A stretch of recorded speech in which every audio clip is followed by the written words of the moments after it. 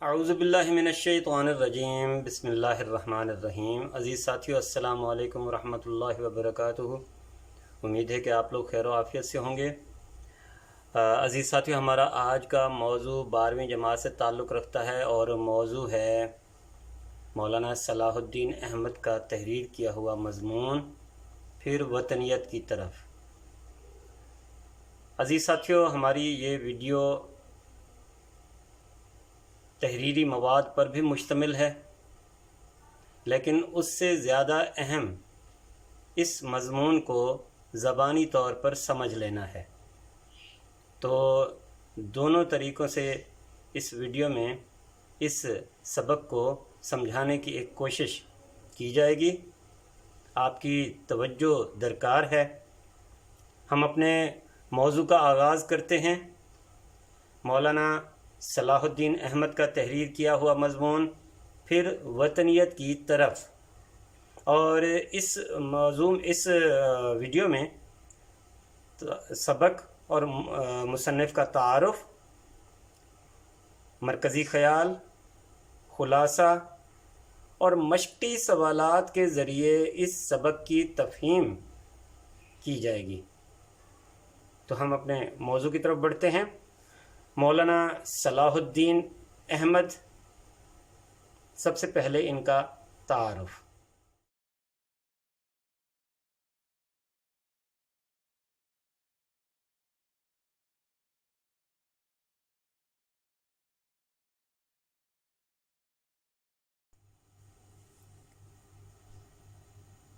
جی عزیز ساتھیوں، مولانا صلاح الدین احمد، ان کی شخصیت کے حوالے سے اور سبق کے حوالے سے کچھ جان لیتے ہیں۔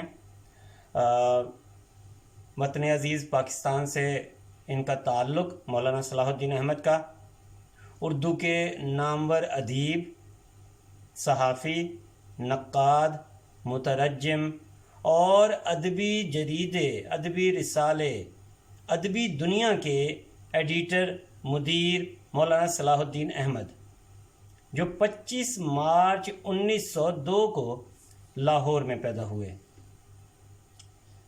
پنجاب نیشنل کالج لاہور سے BA کیا اور طالب علم کے زمانے سے ہی ایک رسالہ خیالستان جاری کیا۔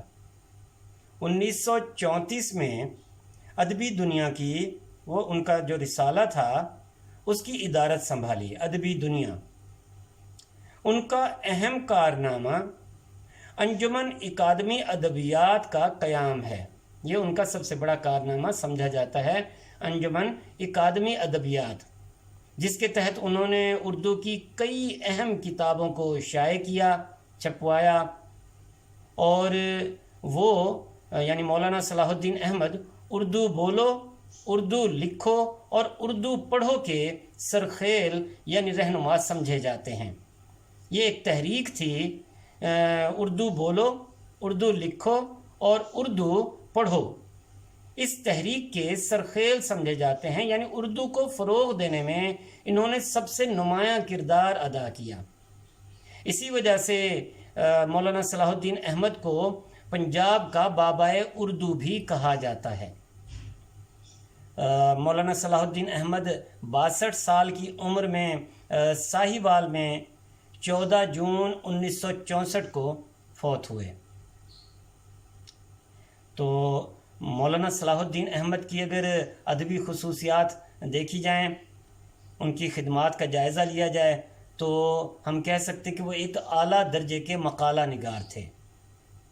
ادبی اور قومی موضوعات پر انہوں نے سینکڑوں مقالات لکھے، جن میں زبان کی صحت یعنی زبان بہت عمدہ استعمال کی، اور آرائش زبان کا بہت خیال رکھا، یعنی لفظوں کے انتخاب میں بھی یہ مہارت رکھتے تھے۔ ان کے رسالے ادبی دنیا نے بہت سے نوجوان ادیبوں اور شاعروں کو رہنمائی فراہم کی۔ مولانا صلاح الدین احمد کو اردو زبان سے بے حد محبت تھی۔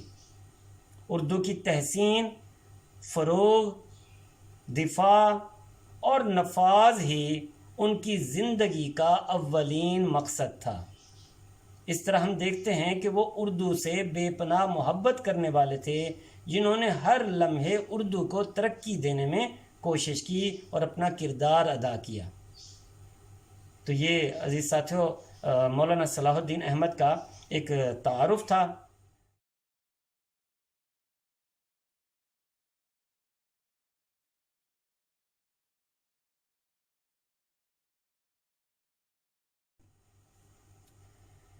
پھر وطنیت کی طرف سبق کا تعارف، اس کو ہم اس سبق کا مرکزی خیال بھی کہہ سکتے ہیں۔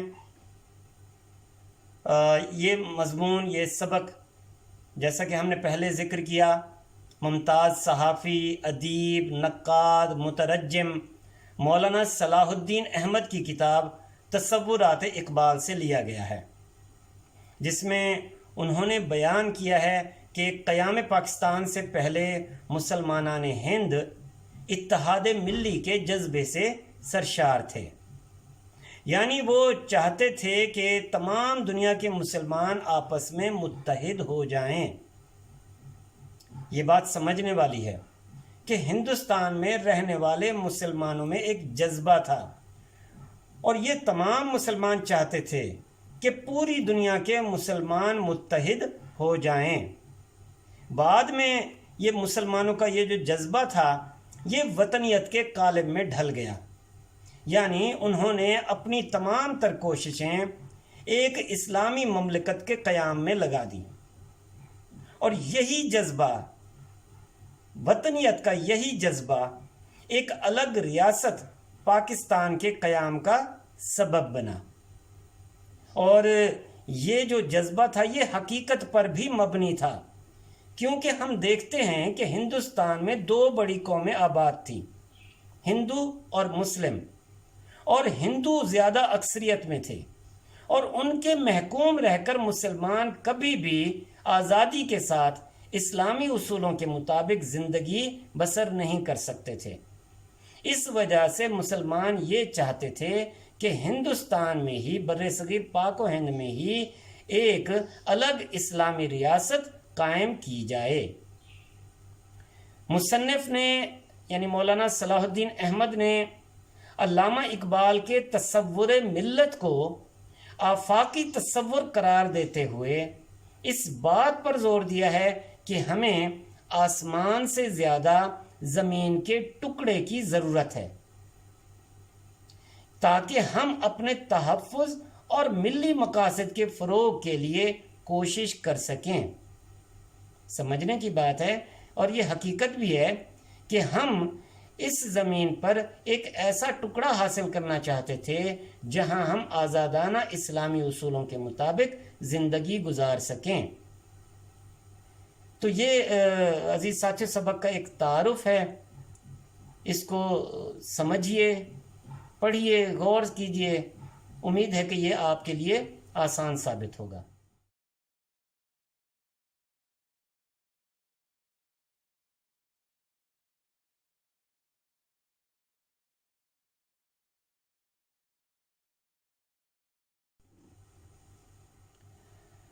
جی، اب ہم آتے ہیں اس سبق کے پھر وطنیت کی طرف کے خلاصے کی جانب۔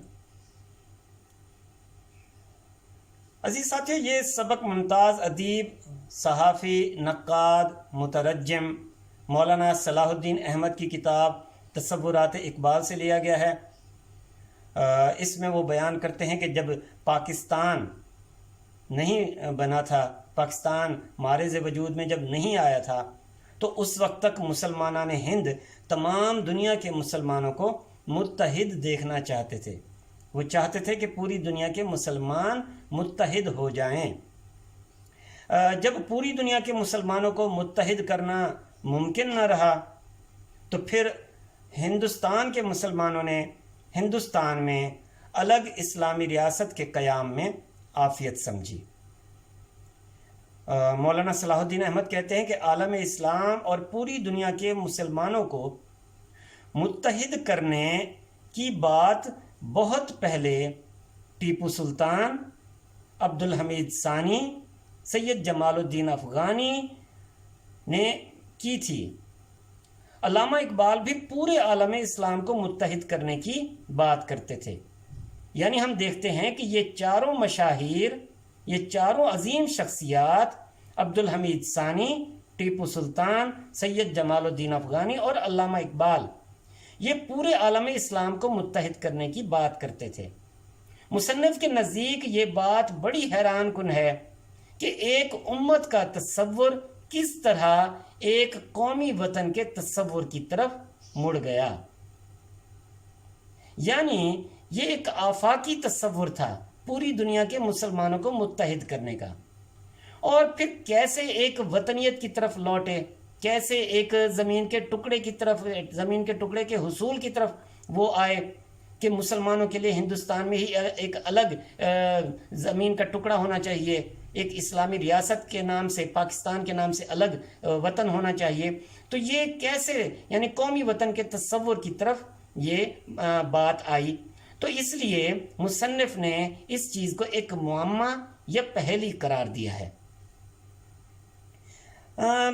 دراصل علامہ اقبال نے جب دیکھا کہ پوری امت مسلمہ کو متحد کرنا ممکن نہیں ہے، یا دوسرے لفظوں میں پوری امت مسلمہ کو متحد کرنے کے لیے ان کی کوششیں کافی نہیں ہیں، تو انہوں نے ہندوستان کے ان علاقوں میں جہاں مسلمان اکثریت میں تھے، جہاں زیادہ تعداد میں مسلمان تھے، وہاں ایک علیحدہ اسلامی ریاست کے قیام کے لیے جد و جہد شروع کی۔ اگرچہ ایسا کرنا اقبال کے عالمگیر اور آفاقی فکر اور فلسفے کے خلاف تھا، مگر عقلی لحاظ سے دیکھا جائے، جذبات سے ہٹ کر اس پر غور کیا جائے، تو یہ بات بالکل درست تھی کہ ہم مسلمانوں کو ایک ایسی اسلامی ریاست کے قیام کی اشد ضرورت تھی جہاں ہم اللہ تعالیٰ کے احکامات اور رسول اکرم صلی اللہ علیہ وسلم کے مبارک طریقوں کے مطابق آزادی کے ساتھ زندگی گزار سکیں۔ یہ تصور ہی پاکستان جیسی اسلامی ریاست کے قیام کا سبب بنا۔ یعنی ہمارا ایک نظریہ، ایک عقیدہ، اور وہ نظریہ ایک عقیدہ کیا ہے؟ لا الہ الا اللہ محمد الرسول اللہ، جہاں تمام مسلمان آزادانہ طور پر، کلمہ طیبہ پڑھنے والے تمام مسلمان آزادانہ طور پر اسلامی اصولوں کے مطابق اللہ تعالیٰ کے احکامات کی پیروی کر سکیں، رسول اکرم صلی اللہ علیہ وسلم کے مبارک طریقوں پر چل سکیں۔ تو یہ تصور جو تھا، یہی پاکستان کے قیام کا سبب بنا۔ تو قیام پاکستان کے بعد، یعنی پاکستان اب قائم ہو گیا، ایک آزاد اسلامی مملکت وجود میں آ گئی۔ اب اس کے بعد یہ ضروری ہے کہ دوسرے تمام اسلامی ممالک کے ساتھ برادرانہ تعلقات رکھے جائیں، اور ہر معاملے میں پاکستان ان کا معاون اور مددگار رہے، کیونکہ عزیز ساتھیوں، یہ واحد ایسی مسلم ریاست ہے جو ایک نظریے کی بنیاد پر وجود میں آئی۔ پوری دنیا میں واحد اسلامی ریاست پاکستان ہے جو ایک نظریے کی بنیاد پر وجود میں آئی۔ تو قیام پاکستان کے بعد دوسرے تمام اسلامی ممالک کے ساتھ تعاون کرنا بے حد ضروری ہے پاکستان کا، اور ہر معاملے میں ضروری ہے کہ پاکستان ان کا مددگار رہے، ان کے ساتھ برادرانہ تعلقات قائم رکھے جائیں۔ تو پاکستان کے قیام میں آنے کے بعد یہ بھی دیکھیے کہ جو غیر مسلم پاکستان میں رہتے ہیں وہ اب پاکستان کا حصہ بن چکے ہیں، تو انہیں بھی مکمل مذہبی آزادی حاصل ہو، مکمل مذہبی آزادی حاصل ہو، اور ان میں یہ شعور پیدا کیا جائے کہ وہ پاکستان کے معزز اور مفید شہری بن سکیں گے، اور پھر اپنا بھرپور کردار ادا کریں گے، اور وطن عزیز کی ترقی اور سلامتی کے لیے اور اس کی حفاظت کے لیے وہ جتنا ان سے کوشش ہو سکے گی وہ کریں گے۔ یہ شعور ان غیر مسلموں میں بیدار کرنے کی ضرورت ہے۔ یہ ٹھیک ہے کہ مسلمانوں کی ریاستیں الگ الگ ہیں، مگر کعبۃ اللہ حرم پاک اور دین اسلام کی سربلندی کے لیے دریائے نیل سے شہر کاشغر تک تمام مسلمان متحد اور متفق رہیں گے انشاءاللہ۔ جی عزیز ساتھیو، یہ سبق کو مختصر طور پر سمجھانے کی کوشش کی گئی ہے، سبق کا خلاصہ ہے۔ آپ تحریری طور پر اس کو پڑھ بھی سکتے ہیں، دیکھ بھی سکتے ہیں، غور کیجیے۔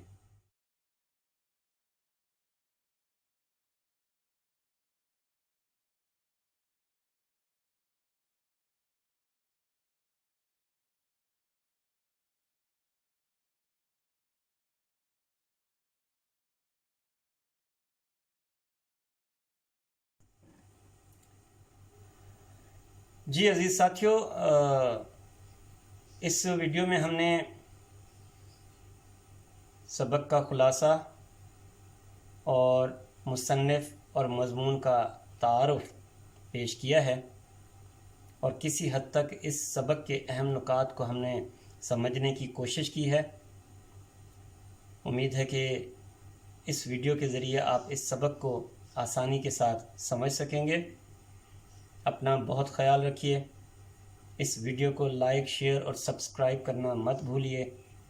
اللہ آپ کا حامی و ناصر ہو۔ اللہ حافظ۔